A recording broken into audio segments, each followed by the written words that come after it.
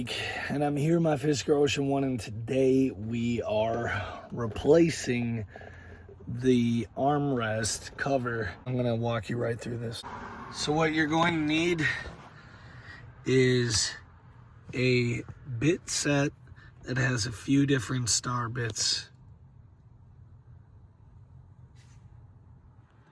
And it's going to take 3 different sizes to get this armrest out. Now, you can pull this suede lined part out, because as you can see, it just has all of these little tabs that clip in, and you can use a trim removal tool for that. And then you want to get to the other side. And the reason why you got to pull this part off is on each side of the armrest piece, you're going to have some of these screws. And then after you do that, you'll get the ones down below for the vent cover. There'll be one over here, one over there, and this is also useful if you need to replace this assembly. And I'll show you what this looks like out. You know, it would be nice, honestly, if they could replace those with these manual operated vents. But this guy just sits in this trim piece here, and you have those screws down below which go right into here to keep the vent in place. Anyway, so to get this center armrest cover out, you need to access those screws on the side.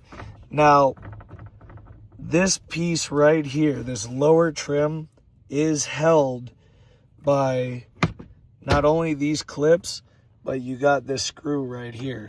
So that screw goes into that hole, and it will be covered by the lower USB support here. So that'll be in like that. You'll need to get to it by just gently pulling down on this, and you'll have access to it.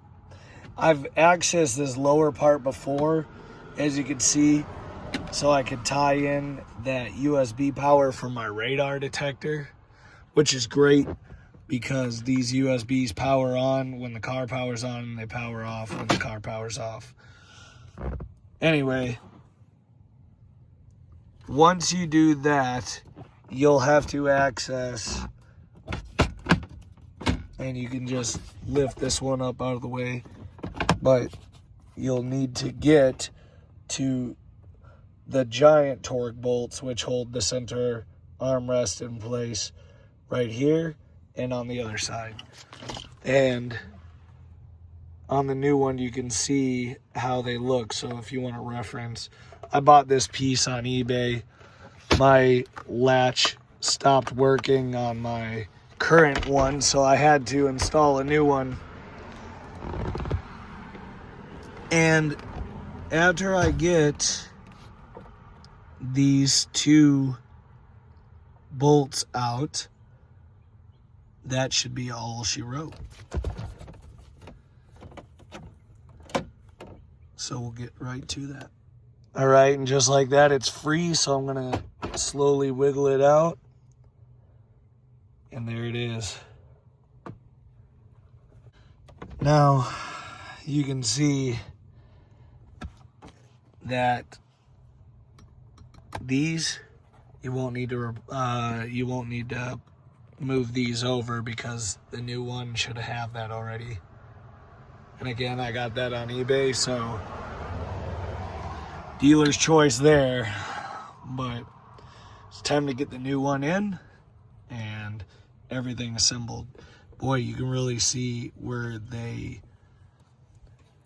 lack in quality wrapping these trim pieces, but it does tell you that this recycled material you could probably replace with your own someday if you needed to. You just wrap it just like that. And when you mount the new one on, notice it will fit nicely over the little guide post there, so that way the screws go in nice and straight. But we're going to go ahead and put the screws in. All right, now we've got those 4 screws in. I hope you guys never have to do this. You know, obviously it's not the world's hardest job, but it's annoying. But now we're gonna work on the other screws. The 2 large screws or bolts, they use you know, a much bigger torque or star bit. So to put these larger bolts in, you're going to have to access and kind of get that out of the way and then pull down while you guide that into that hole.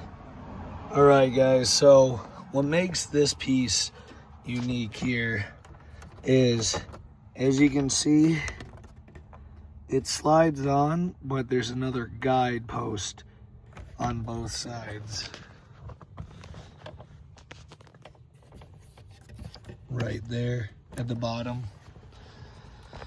And you can see that kind of guide post down there as well. So you just put your screw in on both sides. And this piece is good, then you just push that back up.